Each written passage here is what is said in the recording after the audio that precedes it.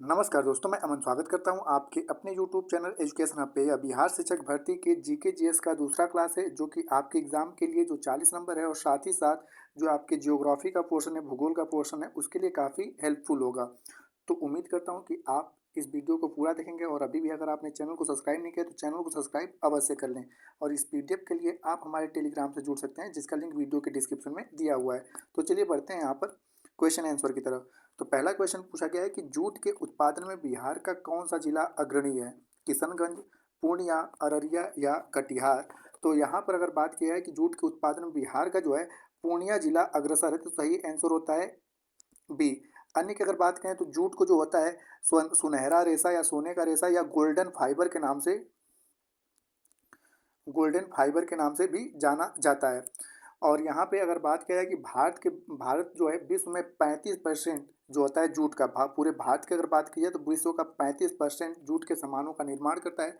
और बिहार में जूट उत्पादन करने वाले क्रमशः जो जिले हैं, पहले नंबर पे पूर्णिया आता है, दूसरे नंबर पे आता है आपका कटिहार, तीसरे नंबर पे आता है सहरसा, चौथे नंबर पे है किशनगंज, पाँचवें नंबर पे मधुबनी और छठवें नंबर पर है दरभंगा। और भारत में सबसे अगर ज़्यादा जूट उत्पादन के राज्य की बात की जाए तो भारत में सबसे अधिक जो जूट उत्पादन किया जाता है वो वेस्ट बंगाल में किया जाता है। तो ये रहे आपके जूट के बारे में जो क्वेश्चन पूछा गया था कि जूट उत्पादन में बिहार का कौन सा जिला अग्रणी है, तो यहाँ पर मैंने बताया कि पूर्णिया।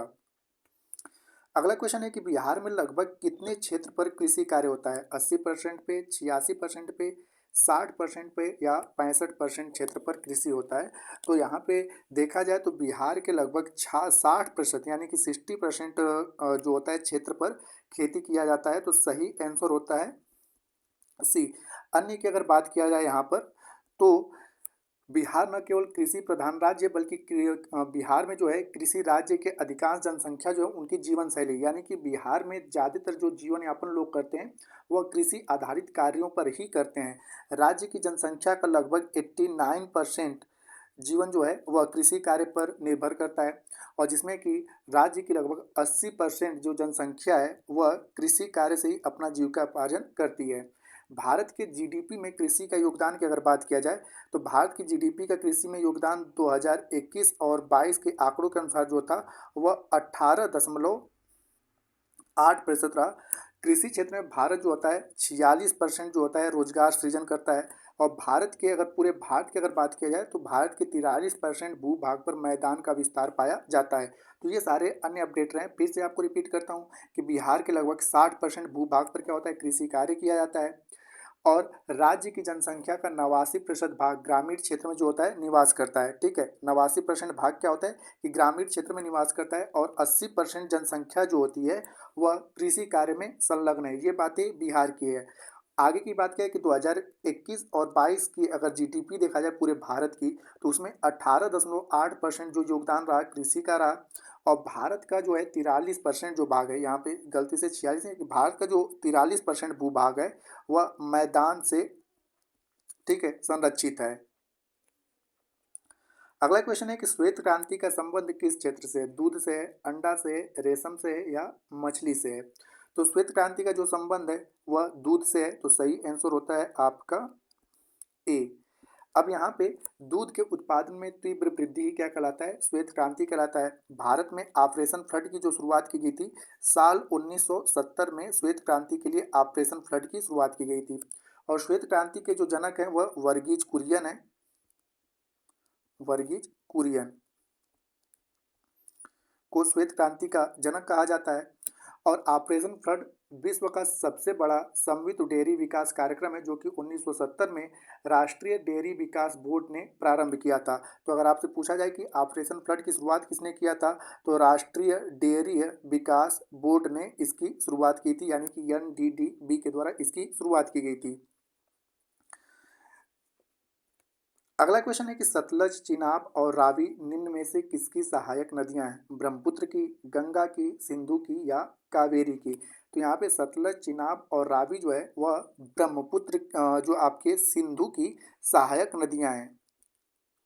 ये जो है सिंधु की सहायक नदियां हैं। सिंधु के उद्गम स्थल की अगर बात किया जाए तो सिंधु का उद्गम जो होता है मानसरोवर झील के चोंगो युग्मो ग्लेशियर से होता है, चोंगोडुंग ग्लेशियर से होता है। मानसरोवर झील के चोंगोयुंग ग्लेशियर से होता है और यह नदी भारत में लगभग 1134 किलोमीटर तक बहते हुए पाकिस्तान में प्रवेश करती है और अरब सागर में यह जाकर अपना जल गिराती है। सिंधु की अन्य सहायक नदियों में काबुल है, कुर्रम है, झेलम है, रावी है, ब्यास है। ये सारी की सारी आपकी सिंधु की अन्य सहायक नदियां हैं। भारत से होकर बहने वाली जो दूसरी सबसे लंबी नदी है उसका नाम आता है सिंधु। भारत की जो है सबसे लंबी नदी वो गंगा है। भारत से होकर बहने वाली दूसरी सबसे लंबी नदी जो है वह सिंधु है। अगला क्वेश्चन है कि भारत का प्रथम उर्वरक प्लांट स्थापित किया गया था बलरामपुर में या सिंदरी में या बेलागाला में या राजमुंदरी में। तो यहाँ पर जो है आपका कि भारत का पहला जो उर्वरक प्लांट था वह सिंदरी में स्थापित किया गया था। तो सही आंसर होता है बी। अब जानते हैं कि सिंदरी उर्वरक प्लांट को स्थापित कब किया गया था। तो सिंदरी उर्वरक प्लांट को स्थापित किया गया था साल 1951 में। भारत यूरिया के उत्पादन में आत्मनिर्भर है और अभी हाल ही में जो 3.0 का एग्जाम हुआ था जो कैंसिल हुआ था उसमें पूछा था कि भारत में कौन सा उर्वरक नहीं पाया जाता है। तो पोटास भारत में नहीं पाया जाता है। पोटास के लिए भारत क्या करता है, अन्य देशों से आयात करता है, लेकिन यूरिया के उत्पादन में भारत क्या पूर्ण रूप से आत्मनिर्भर है। भारत में एनपीके मतलब भारत की मिट्टी में जो आता है वह एनपीके जो है वह उचित मात्रा में नहीं मिलता है और भारत में सर्वाधिक प्रयोग जो होता है वो यूरिया का किया जाता है उर्वरकों में। और यूरिया में सबसे अधिक क्या पाया जाता है, नाइट्रोजन, जिसका परसेंटेज कितना होता है 46% होता है नाइट्रोजन। तो यूरिया में सबसे अधिक नाइट्रोजन पाया जाता है और यूरिया के उत्पादन में भारत का आत्मनिर्भर है। भारत की मिट्टी में एनपीके की मात्रा कम पाई जाती है। भारत में पोटास का उत्पादन नहीं होता है, यह पूर्ण रूप से इसका आयात किया जाता है। और 1951 में भारत का पहला उर्वरक प्लांट सिंदरी को स्थापित किया गया था। अगला क्वेश्चन है कि केसर का प्रमुख उत्पादक राज्य कौन सा है। केरल है, पंजाब है, जम्मू कश्मीर है या गुजरात है। तो केसर का जो प्रमुख उत्पादक राज्य है वह आता है आपका जम्मू कश्मीर। तो सही आंसर होता है सी। अब यहाँ पे अन्य राज्यों की बात किया है तो वेस्ट बंगाल जो है, पश्चिम बंगाल जो है वह जूट और चावल का उत्पादन करता है। जूट का चावल के उत्पादन में प्रमुख राज्य कौन सा है, तो पश्चिम बंगाल है पहला। साथ ही साथ यूपी की अगर बात किया जाए तो यूपी जो है वह गन्ना, गेहूं और आलू में के उत्पादन में भारत में प्रथम स्थान रखता है। एमपी की बात किया जाए तो एमपी को सोया प्रदेश के भी नाम से जाना जाता है। तो एमपी में सोयाबीन सबसे अधिक मात्रा में होता है। तो सोयाबीन उत्पादन में प्रथम स्थान जो है एमपी का है। कर्नाटक की अगर बात की जाए तो कर्नाटक जो है वह कहवा और रेशम उत्पादन में प्रथम स्थान पे है भारत में। राजस्थान की बात की जाए तो राजस्थान जो है वह बाजरा उत्पादन में भारत में प्रथम स्थान रखता है। और असम की बात की जाए तो असम जो है वह चाय उत्पादन में प्रथम स्थान रखता है। अगला है कि भारत के लिए अमेरिका से कच्चा तेल का पहला लदान यानी कि शिपमेंट किस पोर्ट पर पहुंचा था। कांडला पोर्ट पर, मुंबई पोर्ट पर, कोलकाता पोर्ट पर या पारादीप पोर्ट पर। तो भारत के लिए अमेरिका से कच्चे तेल का जो पहला लदान शिपमेंट पहुंचा था वह पारादीप पोर्ट पर पहुंचा था। और पारादीप पोर्ट कहाँ पर है, तो पारादीप पोर्ट जो है वह उड़ीसा में है। पारादीप पोर्ट जो है वह उड़ीसा में है। यहाँ पे पहले सिपो की कांडला पोर्ट का वर्तमान नाम पंडित दीनदयाल उपाध्याय हो गया है। मुंबई पोर्ट जो है वह जवाहरलाल नेहरू के नाम से जाना जाता है। ठीक है, तो कांडला पोर्ट गुजरात में है और मुंबई पोर्ट जो है मुंबई में है। कोलकाता पोर्ट वेस्ट बंगाल यानी कि कोलकाता में और पारादीप जो पोर्ट है वह उड़ीसा राज्य में स्थित है। अब यहाँ पे जानते हैं कि अमेरिका के पास तेल का सबसे बड़ा संरक्षित पेट्रोल भंडार है। दिसंबर 2022 के अकॉर्डिंग अगर बात की जाए कि दिसंबर 2022 के अनुसार भारत को तेल निर्यात करने वाला जो सबसे बड़ा देश था वह कौन सा था, रूस था। भारत को तेल निर्यात करने में सबसे अग्रणी देश था रूस। भारत जो है 80% खनिज तेलों का जो होता है पूर्ति आयात से क्या करता है, पूर्ति करता है। मतलब भारत में बस 20% अपना उत्पादन करता है, बाकी 80% दूसरे देशों से तेलों का आयात करता है। भारत द्वारा आयातित वस्तुओं में सबसे अधिक जो विदेशी मुद्रा होता है वह पेट्रोलियम पे खर्च किया जाता है। तो यह पूछा जा सकता है कि भारत में जो विदेशी वस्तुओं से आयात किया जाता है सबसे अधिक विदेशी मुद्रा किस पे खर्च किया जाता है, तो पेट्रोलियम पे। और यहाँ पे बात किया जाए कि कांडला जो है एक आपका ज्वारीय बंदरगाह है और भारत का सबसे बड़ा बंदरगाह जो है वह मुंबई बंदरगाह है, यह मुंबई में स्थित है। अगला क्वेश्चन है यहाँ पर कि सूची एक को सूची दो से सुमेलित करना है। तो सबसे पहले यहाँ पे दिया है कि रेलवे उपकरण, तो रेलवे उपकरण के लिए कौन सा फेमस है, तो ए का जो आपका हो जाएगा रेलवे उपकरण के लिए आपका भिलाई है। उसके बाद दिया है मोटर वाहन, तो मोटर वाहन के लिए कौन सा फेमस है, तो जबलपुर है मध्य प्रदेश का। उसके बाद दिया है पोत निर्माण, तो पोत निर्माण के लिए जो है केरल का कोच्चि है। और उसके बाद दिया है आपका साइकिल, तो साइकिल के लिए है जो लुधियाना है, लुधियाना है। तो ये आपका सही मैचअप होता है। अगला क्वेश्चन है कि नांगल किसके लिए जाना जाता है, तांबा के लिए, परिशोधन के लिए, उर्वरक के लिए या पेनिसिलिन उद्योग के लिए। तो सबसे पहले जानते हैं नांगल, तो नांगल जो है वह पंजाब राज्य में स्थित है। नांगल जो है वह पंजाब राज्य में स्थित है। और नांगल जो है वह उर्वरक के लिए जाना जाता है, तो सही आंसर होता है सी कि यह पंजाब राज्य में उर्वरक के लिए जाना जाता है। भारत में अन्य जो उर्वरक कारखाना है, जैसे कि मैंने बताया कि भारत का जो पहला उर्वरक कारखाना ना साल 1951 में सिंदरी में स्थापित किया गया था, तो यह भी उर्वरक है। बरौनी है जो कि बिहार में पड़ता है, कानपुर और गोरखपुर, फूलपुर जो है यह उत्तर प्रदेश में पड़ता है, सलादीपुर, कोटा, खारदाहा, हजीरा, भावनगर, मौला अली, रामागुंडम, तूतीकोरिन, कांडला, मैंगलोर इत्यादि जो है वह भारत में उर्वरक के कारखाने हैं। और यहाँ पे जैसा कि मैंने बताया कि भारत में पोटास का उत्पादन नहीं होता है, पोटास का उत्पादन नहीं होता है, तो भारत पोटास के लिए पूर्ण रूप से क्या कहता है, आयात करता है। तो यह क्वेश्चन मैंने पुनः बताया आपसे कि यह क्वेश्चन पूछा गया था कि भारत में किस उर्वरक का उत्पादन नहीं किया जाता है, तो पोटास का उत्पादन नहीं किया जाता है। और अगला जो इम्पॉर्टेंट है कि क्रिब्को का गैस पर आधारित यूरिया अमोनिया संयंत्र कहाँ पे है, तो हजीरा। और हजीरा कहाँ पे पड़ता है, तो हजीरा पड़ता है गुजरात में। ठीक है, एक क्रिब्को का आपके उत्तर प्रदेश के फूलपुर में है, लेकिन यहाँ पर क्रिब्को अगर गैस आधारित पूछ दे, ठीक है, क्रिब्को गैस आधारित जो है आपका यूरिया अमोनिया संयंत्र कहाँ पे है, तो हजीरा जो कि गुजरात में पड़ता है। अगला क्वेश्चन है कि निम्नलिखित वक्तव्यों पर विचार कर सही उत्तर का चयन कीजिए। कथन कह रहा है कि हिमालय से निकलने वाली नदियां 12 मासी नदियां होती, तो बिल्कुल सही है, क्योंकि हिमालय से जो नदियां निकलती हैं वो ग्लेशियरों से निकलती हैं।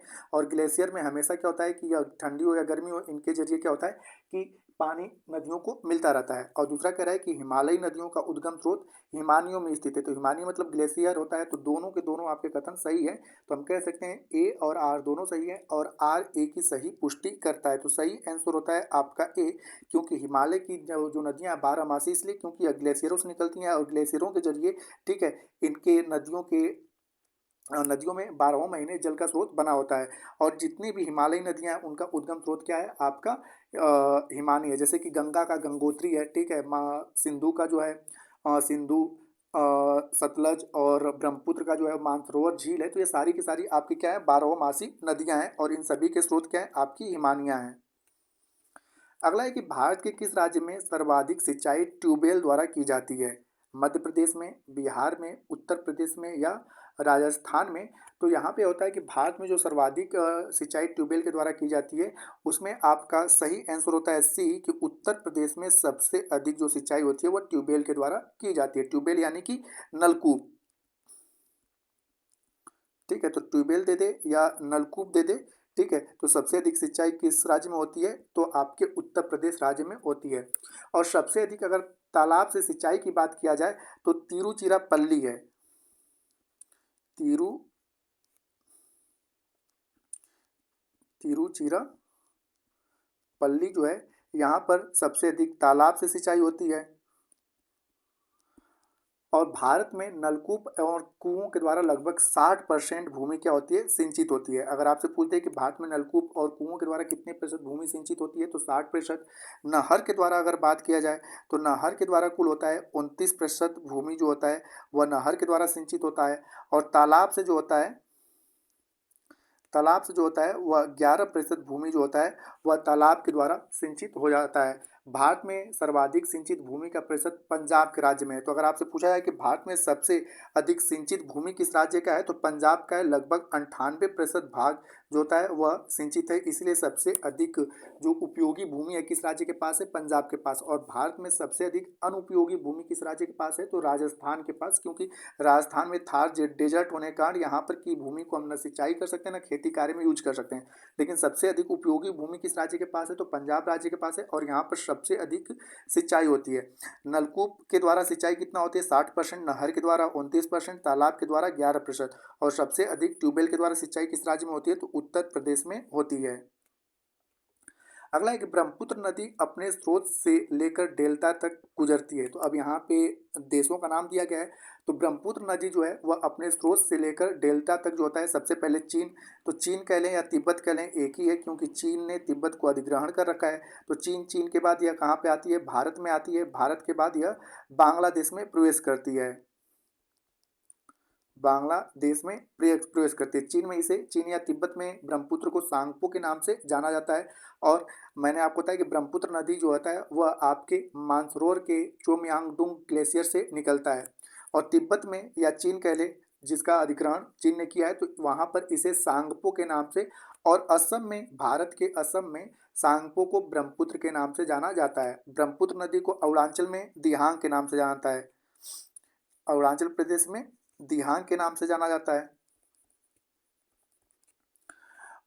और यहाँ पे भारत से होकर बहने वाली जो सबसे लंबी नदी है वो ब्रह्मपुत्र है। तो मैंने आपको बताया कि भारत से होकर बहने वाली जो पहले नंबर पे सबसे लंबी नदी है वो कौन सी है? ब्रह्मपुत्र है। और दूसरी सबसे लंबी नदी कौन सी है? सिंधु है। भारत से होकर बहने वाली दूसरी सबसे लंबी नदी कौन सी है? सिंधु है। और पहली सबसे बड़ी नदी कौन सी है? ब्रह्मपुत्र है। इसकी लंबाई 2,900 किलोमीटर तक आता है। 2,900 किलोमीटर तक आता है। और भारत की जो सबसे लंबी नदी है वो कौन सी है आपकी? तो भारत की सबसे लंबी नदी है गंगा। ब्रह्मपुत्र के सहायक नदियों में कौन है? दिबांग है, लोहित है, नोबा है, तीस्ता है, बूढ़ी दियांग है और धनश्री। ये सारी की सारी जो है वह ब्रह्मपुत्र की सहायक नदियां हैं। अगला क्वेश्चन है कि गर्म रेगिस्तानों में तथा उनके चारों ओर पवन धूल से बनी मृदा को क्या कहा जाता है? पांसु मृदा, दुमटी मृदा, बलुई मृदा या लोएस? तो यहाँ पर जो होता है गर्म रेगिस्तानों में, ठीक है, जो पवन होता है और रेत के कणों को एक स्थान से उड़ाकर दूसरे स्थान तक लेकर जाते हैं, तो इस प्रकार के जो मृदा बने होते हैं उसे लोएस के नाम से जाना जाता है। तो सही आंसर होता है डी। अब यहाँ पे जानते हैं कि लोएस का मैदान जो होता है पवन द्वारा निर्मित होता है। तो आपसे पूछा जा सकता है कि लोएस का मैदान किससे? तो पवन के द्वारा निर्मित होता है। लोएस का मैदान चीन में स्थित है। ठीक है, लोएस का मैदान चीन में स्थित है। और पवन के द्वारा जो निर्मित स्थलाकृतियां हैं वह जूगेन है। जूगेन है। उसके बाद यारडांग है। यारडांग है। उसके बाद आपका छत्रक है। उसके बाद पलाया है। इंसलेबर्ग है। और साथ ही साथ आपका बरखान है। ठीक है, तो ये सारे के सारे जो होता है वह आपका पवन के द्वारा बालुओं को ले जाकर एक स्थान पर दूसरे स्थान पर जब लेकर जाते हैं तो उनके द्वारा बनाए गए ये स्थल आकृतियां हैं। और समुद्री तरंगों से जो निर्मित स्थल आकृतियां वो कौन कौन सी है? तो समुद्री भृगु है, लैगून झील है, रियातक है, स्टैग है और डालमेशियन इत्यादि जो है वह आपके समुद्री तरंगों से बनी हुई स्थल आकृतियां। तो ये पूछा जा सकता है कि निम्न में से कौन सी पवन के द्वारा बनी स्थल आकृतियां हैं और कौन सी समुद्री तरंगों से बनी हुई स्थल आकृतियां हैं। अगला क्वेश्चन है गंगा की सहायक नदियां जो नीचे वर्णित हैं कौन उत्तर की ओर प्रवाहित होती है? कोसी, घाघरा, सोन या गंडक? तो आप जब गंगा को देखोगे तो बाकी सारी नदियां उत्तर से दक्षिण की ओर आकर गंगा से मिलती हैं, लेकिन सोन नदी जो है वह दक्षिण से उत्तर की ओर गंगा में आकर मिलती है। तो यहाँ पर जो सही आंसर होता है वह सही होता है आपका सी, कि सोन नदी जो है वह दक्षिण से उत्तर यानी कि उत्तर की ओर प्रवाहित होती है। सोन नदी के अगर उद्गम स्थल की बात किया जाए तो सोन नदी का उद्गम अमरकंटक की पहाड़ी से निकलती है और उत्तर की ओर प्रवाहित होते हुए पटना के समीप मनेर नामक स्थान है। पटना के समीप मनेर नामक स्थान है और वहां पर जाकर यह गंगा में विलीन हो जाती है। सोन नदी मध्य प्रदेश से निकलती है, उत्तर प्रदेश, झारखंड और बिहार राज्य में प्रवाहित होते हुए रिहंद और उत्तरी कोयल इसकी प्रमुख सहायक नदियां हैं। तो सोन नदी की प्रमुख सहायक नदियां कौन सी है? तो एक आपका हो गया रिहंद और एक हो गया आपका उत्तरी कोयल इसकी प्रमुख सहायक नदियां हैं। सोन नदी बिहार तथा झारखंड के सीमा का भी निर्धारण करती है। तो यह आपसे पूछा जा सकता है कि कौन सी नदी जो होता है वह बिहार और झारखंड की सीमा का निर्धारण करता है? तो सोन नदी। और साथ ही साथ कोसी नदी की अगर बात किया जाए तो कोसी नदी नेपाल से निकलकर बिहार के सुपौल, सहरसा, मधेपुरा, पूर्णिया आदि में प्रवाहित होती है और कुर्सेला के निकट यह क्या होती है, गंगा में मिल जाती है। तो आपका कोसी नदी कहाँ पर, तो कुर्सेला के निकट मिलती है, कुर्सेला के निकट मिलती है। और गंडक नदी की अगर बात किया जाए तो गंडक नदी बिहार के पश्चिमी चंपारण, पूर्वी चंपारण, गोपालगंज, सिवान, सारण, मुजफ्फरपुर, वैशाली से प्रवाहित होते हुए सोनपुर व मतलब हाजीपुर, वैशाली की सीमा बनाते हुए गंगा में मिल जाती है। और घाघरा नदी की बात किया है तो घाघरा नदी जो है बिहार के सारण जिले के छपरा में गंगा नदी से मिल जाती है। तो ये इस सारे ऑप्शन के आपके डिटेल रहे हैं। इस सेशन का अंतिम क्वेश्चन है कि भारत का कौन सा राज्य सर्वाधिक लोहे का उत्पादन करता है, कर्नाटक, झारखंड, उड़ीसा या छत्तीसगढ़। तो भारत में सर्वाधिक लोहे का उत्पादन करने वाला जो राज्य है वह है आपका उड़ीसा। तो सही आंसर होता है आपका सी। और साथ ही साथ अगर ये बात किया जाए कि भारत में शीर्ष 4 राज्य जो लोहे का उत्पादन करते हैं तो पहले नंबर पे आपका उड़ीसा आता है, दूसरे नंबर पे आपका छत्तीसगढ़ आता है, तीसरे नंबर पे कर्नाटक आता है और चौथे नंबर पे आपका झारखंड आता है। तो ये शीर्ष राज्य हैं, 4 राज्य हैं जो लोहे का उत्पादन करते हैं, उड़ीसा, छत्तीसगढ़, कर्नाटक और झारखंड। विश्व में सबसे अधिक अगर लोहे के उत्पादन की बात किया जाए तो विश्व में सबसे अधिक लोहे के उत्पादन में पहले नंबर पे ऑस्ट्रेलिया आता है, दूसरे नंबर पे ब्राज़ील आता है, तीसरे नंबर पे चीन आता है और चौथे नंबर पे भारत आता है। ठीक है, तो ऑस्ट्रेलिया, ब्राज़ील, चीन और भारत ये विश्व में 4 प्रमुख लौह उत्पादक देश हैं।